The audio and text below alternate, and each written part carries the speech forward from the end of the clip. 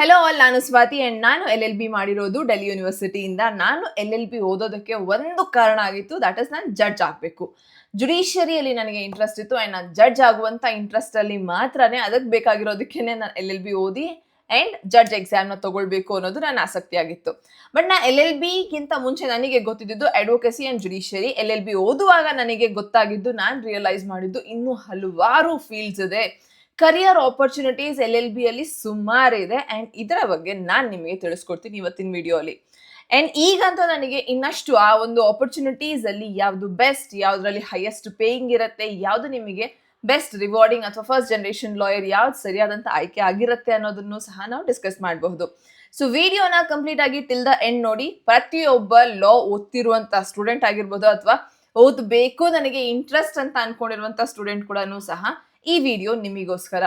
And to start with, first important, as an law professional, ನೀವು ಒಬ್ಬ professional ಆಗಿರ್ತೀರಿ. ಯಾವುದೇ ಒಂದು ಬೇರೆ ಡಿಗ್ರಿ ಓದ್ತೀರಿ ಅಂತಂದರೆ, ನಿಮಗೆ ಈಗ ಡಾಕ್ಟರ್ ಓದ್ತೀರಿ, ನಿಮಗೆ ಲಕ್ಷಾಂತರ ಕೋಟ್ಯಾಂತರ ರೂಪಾಯಿ ಬೇಕು ನಿಮ್ಮದೇ ಒಂದು ಕ್ಲಿನಿಕ್ ಸೆಟಪ್ ಮಾಡೋದಕ್ಕೆ. ಅಥವಾ ನೀವು ಇಂಜಿನಿಯರ್ ಆಗ್ತೀರಿ, ದೆನ್ ನಿಮ್ಮ ಒಂದು ಫರ್ಮ್ನ ಸೆಟಪ್ ಮಾಡೋದಕ್ಕೆ ನಿಮ್ಗೆ ಅಗೇನ್ ಲಕ್ಷಾಂತರ ರೂಪಾಯಿ ಬೇಕು. Advocacy is one such thing. ನೀವು ಏನಿಲ್ಲ, ನಿಮ್ಮ ಮನೆಯಿಂದನೇ ನೀವು ಪ್ರಾಕ್ಟೀಸ್ ಶುರು ಮಾಡ್ತೀರಿ ಅಂತಂದ್ರೂ ನೀವು ಝೀರೋ ಕಾಸ್ಟಿಂಗ್ ನೀವು ಒಬ್ಬ ಪ್ರೊಫೆಷ್ನಲ್ ಆಗಿರ್ತೀರಿ ಆ್ಯಂಡ್ ನೀವು ದುಡ್ಡನ್ನು ಸಂಪಾದನೆ ಮಾಡಬಹುದು ಫ್ರಮ್ ಡೇ ಒನ್. ಸೊ ಇದರ ರಿಲೇಟೆಡ್ ನಾವೀಗ ಡಿಸ್ಕಸ್ ಮಾಡೋಣ. ಸೊ ಜುಡಿಷಿಯರಿ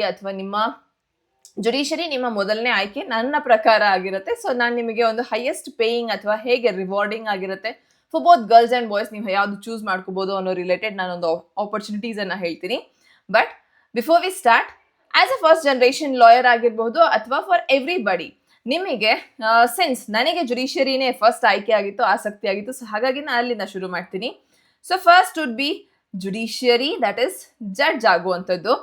ಈ ಜುಡಿಷಿಯಲ್ ಸಿಸ್ಟಮಲ್ಲಿ ಜಡ್ಜ್ ಆಗೋದು ಹೇಗೆ ಎಕ್ಸೆಟ್ರಾ ಎಲ್ಲನೂ ಸಹ ನಿಮಗೆ ಅಗೇನ್ ನಮ್ಮದೇ ಸ್ವಾತಿ ಲಾ ಅಕಾಡೆಮಿಯಲ್ಲಿ ನಿಮಗೆ ಗೊತ್ತಾಗುತ್ತೆ.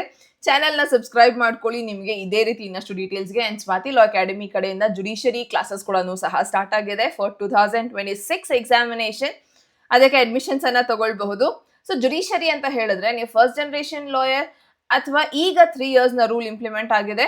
ಬಟ್ ಈವನ್ ದೆನ್ ಇದೊಂದು ನಿಮಗೆ the best opportunity any day. ಒಂದು ಗೌರ್ಮೆಂಟ್ ಜಾಬ್, ಸೆಕ್ಯೂರ್ಡ್ ಜಾಬ್, ನೀವು ಫ್ರಮ್ ಡೇ ಒನ್ ಎಕ್ಸಾಮ್ ಓದಿ ಪಾಸ್ ಆಗಿದ್ದೀರಿ ಅಂತಂದ್ರೆ ನಿಮ್ಮ ಕೈಯಲ್ಲಿ ದುಡ್ಡಿರುತ್ತೆ, ಸೊಸೈಟಿಯಲ್ಲಿ ರೆಸ್ಪೆಕ್ಟ್ ಇರುತ್ತೆ for both girls and boys.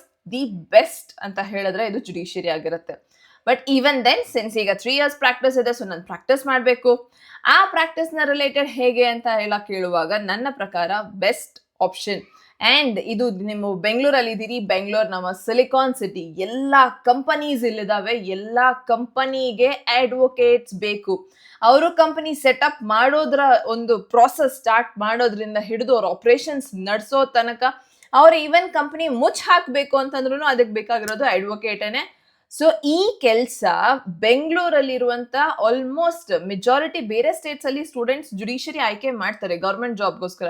But ಕರ್ನಾಟಕದಲ್ಲಿ ನಾವು ಇದನ್ನ ನೋಡಿದೀವಿ, that majority students corporate lawyer ಆಗೋದಕ್ಕೇನೆ ಬಯಸ್ತಾರೆ. ಬಿಕಾಸ್ ಕಾರ್ಪೊರೇಟ್ ಲಾಯರ್ ಅಂತ ಹೇಳುವಾಗ ನಿಮಗೆ ಒಂದು ಆಫೀಸ್ ಜಾಬ್ ತರ complete, definitely full hard work ಅನ್ನೋದಿರುತ್ತೆ. ಆ್ಯಂಡ್ ಈ ಹಾರ್ಡ್ ವರ್ಕ್ ನಿಮಗೆ ಅಷ್ಟೇ ರಿವಾರ್ಡಿಂಗ್ ಆಗಿರುತ್ತೆ. ನಿಮ್ಮ ಪೇ ಕೂಡ ಸಹ ಚೆನ್ನಾಗಿರುತ್ತೆ. ನೀವು ಸ್ಟಾರ್ಟಿಂಗ್ ಆಲ್ಮೋಸ್ಟ್ ಒಂದು 20 lakh per annum ನ ಒಂದು ಸ್ಕೇಲಲ್ಲಿ ನೀವು ಸಂಪಾದನೆ ಮಾಡ್ತಿರ್ತೀರಿ. ಸೊ ಕಾರ್ಪೊರೇಟ್ ಲಾಯರ್ ಅನ್ನೋದು ಈ ಎಲ್ಲ ಕಂಪನೀಸಿಗೆ ಬೇಕಾಗಿರೋದು ಅಡ್ವೊಕೇಟ್. ಸೊ ಆ ಕೆಲಸನ ನೀವು ಮಾಡ್ತಿದ್ದೀರಿ.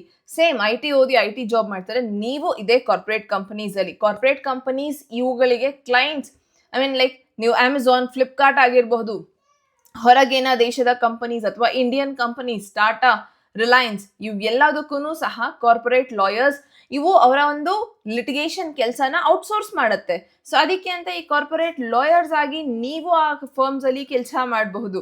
ಸೊ ಆ ಫರ್ಮ್ಸ್ ಅಲ್ಲಿ ನಿಮಗೆ ಒಳ್ಳೆ ಪೇ, ಆ್ಯಂಡ್ ಸ್ಪೆಸಿಫಿಕ್ ಆಗಿ ಕಾರ್ಪೊರೇಟ್ ಲಾಯರ್ಸ್ಗೆ ಆಯ್ಕೆ ಮಾಡ್ಕೊಳ್ಳೋದೇ ಮೆಜಾರಿಟಿ ಹುಡುಗಿಯರನ್ನ. ಸೊ ಇನ್ಫ್ಯಾಕ್ಟ್ ನೀವು ಹುಡುಗಿಯರು ಅನ್ನೋದಾದ್ರೆ ಬೆಸ್ಟ್ ಆಪರ್ಚುನಿಟಿ ಆಗಿರುತ್ತೆ ನಿಮಗೆ. ಆಫೀಸ್ ಡೆಸ್ಕ್ ಜಾಬ್, ಸುಮಾರು ಎಲ್ಲ ರೀತಿಯಲ್ಲೂ ಸಹ ಒಂದು ಒಳ್ಳೆ ಆಪರ್ಚುನಿಟಿ ಕಾರ್ಪೊರೇಟ್ ಲಾಯರ್. ಆ್ಯಂಡ್ ಕರ್ನಾಟಕದಲ್ಲಿ ಇದ್ದೀರಿ ಅಂತಂದರೆ ನಿಮಗಂತೂ 100% ಸೂಟ್ ಆಗುವಂಥ ಒಂದು ಜಾಬ್ ಆಗಿರುತ್ತೆ. ಸೊ ಕಾರ್ಪೊರೇಟ್ ಲಾಯರ್ ಹೈಯೆಸ್ಟ್ ಪೇಯಿಂಗಲ್ಲೂ ಸಹ. ನೆಕ್ಸ್ಟ್ ನಾವು ಹೇಳಬಹುದು ಲಿಟಿಗೇಷನ್ ಅನ್ನ. ಆ್ಯಂಡ್ ಲಿಟಿಗೇಷನ್ ನನಗೆ ಅಗೇನ್ ಒಂದು ತುಂಬ ಇಂಟ್ರೆಸ್ಟಿಂಗ್ ಆಗಿರುವಂಥದ್ದು. ಲಿಟಿಗೇಷನ್ ಅಲ್ಲಿನೂ ನಿಮಗೆ 2 ರೀತಿ ಲಿಟಿಗೇಷನ್ ಅನ್ನು ನೋಡಬಹುದು. ಒಂದು ನೀವು ಲಾ ಫರ್ಮ್ ಇರುತ್ತೆ. ಸೊ ಲಾ ಫರ್ಮ್ ಲಿಟಿಗೇಷನ್ ನಿಮಗೆ ಗೊತ್ತಿದೆ. ಫರ್ಮ್ಸ್ ಅಲ್ಲಿ ನೀವು ಜಾಯಿನ್ ಆಗಬಹುದು, ದೊಡ್ಡ ದೊಡ್ಡ ಅಡ್ವೊಕೇಟ್ಸ್ ಜೊತೆಗೆ ನೀವು ಫರ್ಮ್ಸ್ ಅಲ್ಲಿ ಜಾಯಿನ್ ಆಗೋದ್ರಿಂದ ಏನಾಗುತ್ತೆ, ನಿಮಗೆ ಕೋರ್ಟ್ ನ ಎಕ್ಸ್ಪೋಜರ್ ಸಿಗತ್ತೆ. That is practical exposure. Plus ನೀವು ಆಫೀಸ್ ನ ಒಂದು ವರ್ಕ್ ಏನಿದೆ ಅದನ್ನು ಸಹ ಕಲಿತಾ ಬರ್ತೀರಿ. ಸೊ ಇಲ್ಲಿ ನಿಮಗೆ ಒಂದು ರೀತಿ ಕಾಂಪೌಂಡ್ ಎಫೆಕ್ಟ್ ಆಗುತ್ತೆ. ಇನ್ಫ್ಯಾಕ್ಟ್ ಫರ್ಮ್ಸ್ ಅಲ್ಲಿ ಒಂದು 4-5 ವರ್ಷ ಕೆಲಸ ಮಾಡಿ ಅದನ್ನ ಬಿಟ್ಟು ನೀವು ಸ್ವಂತ ಪ್ರಾಕ್ಟೀಸ್ ಕೂಡ ಸಹ ಮಾಡಬಹುದು. ಅಂಡ್ ಅಷ್ಟೊತ್ತಿಗೆ ನಿಮಗೆ ಒಂದು ಸುಮಾರು ಕ್ಲೈಂಟ್ಸ್ ಗೊತ್ತಿರುತ್ತಾರೆ. ನಿಮ್ಮದೇ ಆದಂತ ಪ್ರಾಕ್ಟೀಸ್ ಶುರು ಮಾಡೋದಕ್ಕೆ ನೀವು ಪ್ರಾಕ್ಟಿಕಲ್ ಎಕ್ಸ್ಪೋಜರ್ ನ ತಗೊಂಡಿರ್ತೀರಿ ವಿತ್ ಪ್ರಾಪರ್ ಗೈಡೆನ್ಸ್ ಅಲ್ಲಿನೇ ನಡೆದಿರುತ್ತೆ. ಸೊ ಹಾಗಿದ್ದಾಗ ನೀವು ಸ್ವಂತವಾಗಿ ನಿಮ್ಮ ಒಂದು ಕೆಲಸನ ಶುರು ಮಾಡೋದಕ್ಕೆ ವಿತ್ ಫುಲ್ ಕಾನ್ಫಿಡೆನ್ಸ್ ನೀವು ಶುರು ಮಾಡಬಹುದು. ಅಂಡ್ ಲಿಟಿಗೇಷನ್ ಫರ್ಮ್ ಅಲ್ಲಿ ಸ್ಟಾರ್ಟ್ ಮಾಡ್ತೀರಿ ಅಂತಂದ್ರೆ ಡೆಫಿನೆಟ್ಲಿ ಅಗೇನ್ ನಿಮಗೆ ಡೇ 1 ಇಂದ ನಿಮ್ಮ ಕೈಯಲ್ಲಿ ದುಡ್ಡಿರುತ್ತೆ. ಸೊ ಇದೊಂದು. ಅಂಡ್ ಇಲ್ಲ ನಾನು ಸ್ಟಾರ್ಟಿಂಗ್ ಇಂದ ಯಾವ್ದಾದ್ರು ಸೀನಿಯರ್ನ ಸೇರ್ಕೊಂತೀನಿ, ನನಗೆ ದುಡ್ಡು ಸಿಕ್ಕಿಲ್ಲ ಅಂತೂ ಪರವಾಗಿಲ್ಲ, ನಾನು ಕೆಲಸ ಕಲ್ತು ನಾನು ನನ್ನ ಸ್ವಂತ ಪ್ರಾಕ್ಟೀಸೇ ಮಾಡಬೇಕು ಅಂತ ಇದ್ರೂ ಸಹ ಡೆಫಿನೆಟ್ಲಿ ನೀವು ಅದೂ ಬೆಸ್ಟ್. ಬಿಕಾಸ್ ಇಲ್ಲಿ ನಿಮಗೆ ಸ್ಟಾರ್ಟಿಂಗ್ ಡೇ 1 ಇಂದ ಸಂಬಳ ಸಿಗದೆ ಹೋಗಬಹುದು, ಬಟ್ ಮುಂದಕ್ಕಂತೂ ನಿಮ್ಮ ಒಂದು ಫ್ಯೂಚರ್ ಫ್ಲರಿಶಿಂಗ್ ಆಗಿರುತ್ತೆ. Criminal lawyer, civil, family lawyer, ಪ್ರತಿಯೊಂದಕ್ಕೂ ಸ್ಕೋಪ್ ಹೆಚ್ಚಾಗೇನೆ ಇದೆ. ಇವತ್ತಿನ ಡೇಟಲ್ಲಿ ನೀವು IPR ಲಾ ಆಗಿರ್ಬೋದು, ಸೈಬರ್ ಅಥವಾ ಯಾವುದೇ ಒಂದು ನಿಮ್ಮ ಸ್ಪೆಷಲೈಸೇಷನ್ ಫೀಲ್ಡ್ ಆಯ್ಕೆ ಮಾಡ್ಕೊಂಡ್ರು ನಿಮ್ಮ ಲಿಟಿಗೇಷನ್ ಫ್ಲರಿಶ್ ಆಗತ್ತೆ with your certain period of experience. ಒಂದು 3-4 ವರ್ಷ ಎಕ್ಸ್ಪೀರಿಯನ್ಸ್ ಸರಿಯಾಗಿ ಆಗಿದೆ ಅನ್ನೋದಾದ್ರೆ ನಿಮ್ಮ ಒಂದು ಫ್ಯೂಚರ್ 100% ನೀವು ಅಗೇನ್ ಲಕ್ಷಾಂತರ ಕೋಟ್ಯಾಂತರ ರೂಪಾಯಿನ ಗಳಿಸ್ಬೋದು. ಇದು ನನಗೆ ಒಂದು ಇಂಡಿವಿಜುವಲ್ ಅಂತಾನೆ ಹೇಳ್ತೀನಿ. ಸೊ ಇಂಡಿವಿಜುವಲ್ ನೀವು ಲಿಟಿಗೇಷನ್ ಅನ್ನ ಮಾಡ್ತೀರಿ ಅನ್ನೋದಾದ್ರೆ ಇನಿಷಿಯಲ್ ಅಲ್ಲಿ ದುಡ್ಡಿಲ್ಲ, ಬಟ್ ಅಗೇನ್ ವಿತ್ ಪ್ರಾಕ್ಟೀಸ್ ನಿಮಗೆ ದುಡ್ಡಿದೆ.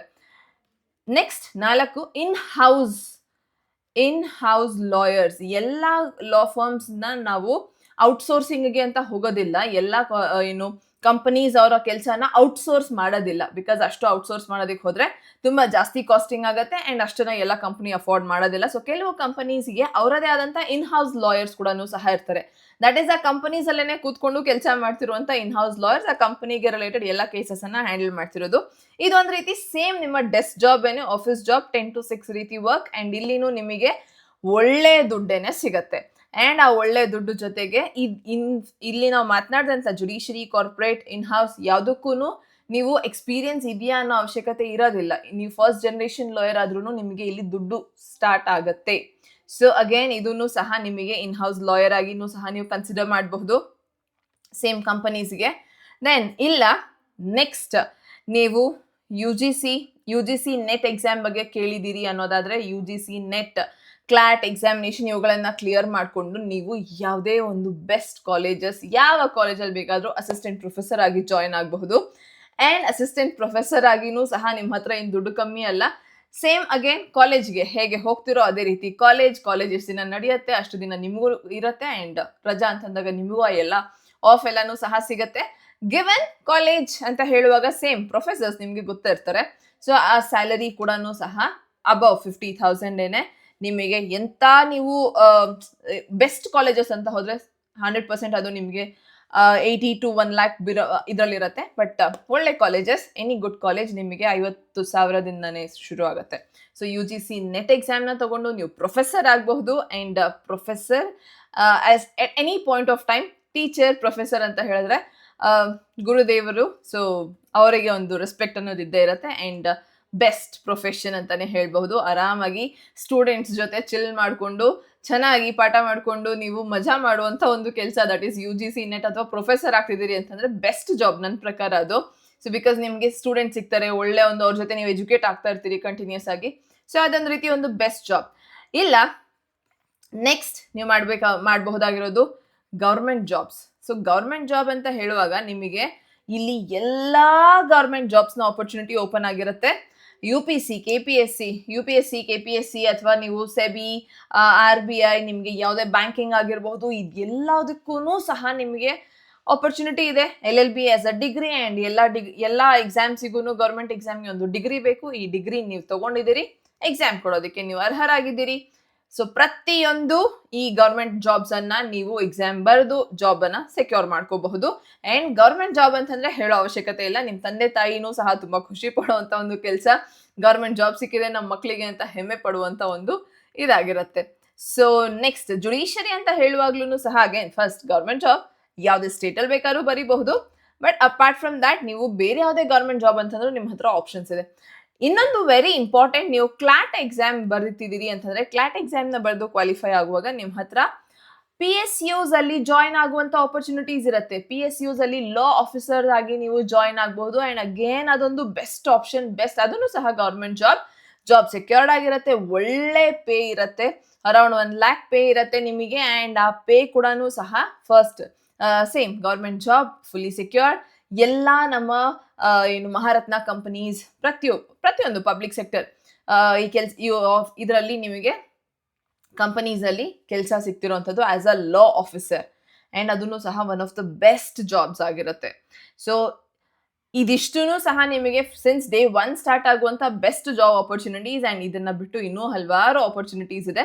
ಬಟ್ ಡೆಫಿನೆಟ್ಲಿ ಇಷ್ಟು ನಿಮಗೆ ಡೇ 1 ಇಂದ as a first generation lawyer ಅಂತ ಕನ್ಸಿಡರ್ ಮಾಡ್ತೀನಿ. ಹೈಯೆಸ್ಟ್ ಪೇಯಿಂಗ್ ಬೇಕು ಅಂತಂದ್ರೂ ಈ ಜಾಬ್ ಆಪರ್ಚುನಿಟೀಸ್ ನಿಮಗೆ ನಿಮ್ಮ ಒಂದು ಸೂಟಬಿಲಿಟಿಯಲ್ಲಿ ನೀವು ನೋಡ್ಕೊಳ್ಬಹುದು. ನಿಮಗೆ ಯಾವ್ದು ಇಂಟ್ರೆಸ್ಟ್ ಇದೆ ಅದರ ಅಕಾರ್ಡಿಂಗ್ಲಿ ನೀವು ಆಪ್ಟ್ ಮಾಡ್ಕೋಬಹುದು. ಇನ್ನು ನೀವು ಗೌರ್ಮೆಂಟಿಗೆ as on like policies, frameworks ಎಲ್ಲ ಏನ್ ಮಾಡ್ತಾರೆ, ಅವ್ರು ಪೊಲಿಟಿಷಿಯನ್ಸ್ ಎಲ್ಲ ಮಾಡ್ತಿರೋದು, ಅದರ ಹಿಂದೆ ಇರೋದೇನೆ ಲಾಯರ್ಸ್. ಆಸ್ ಅ ಬ್ರೈನ್ ಕೆಲಸ ಮಾಡ್ತಿರೋದು ಲಾಯರ್ಸ್ ಅನ್ನೇ. ಪಾಲಿಸೀಸ್ ನ ಲಾ ಎನ್ಫೋರ್ಸ್ಮೆಂಟ್ ಅಲ್ಲಿ ಎಲ್ಲ ಕೆಲಸ ಮಾಡ್ತಿರುವಂತದ್ದು. ಸೊ ಅಲ್ಲಿನೂ ಸಹ ನಿಮಗೆ ಜಾಬ್ ಆಪರ್ಚುನಿಟೀಸ್ ಇದೆ. As an advocate, as a lawyer ನೀವು ಅಲ್ಲಿನೂ ಸಹ ಗವರ್ಮೆಂಟ್ ಸೆಕ್ಟರ್ ಅಲ್ಲಿ ಫಾರ್ ದ ಲಾ ಫ್ರೇಮಿಂಗ್ ಇದ್ರಲ್ಲೂ ಸಹ ನೀವು ಸೇರ್ಕೋಬಹುದು, ಪಾಲಿಸಿ ಫ್ರೇಮಿಂಗ್ ಅಲ್ಲಿ.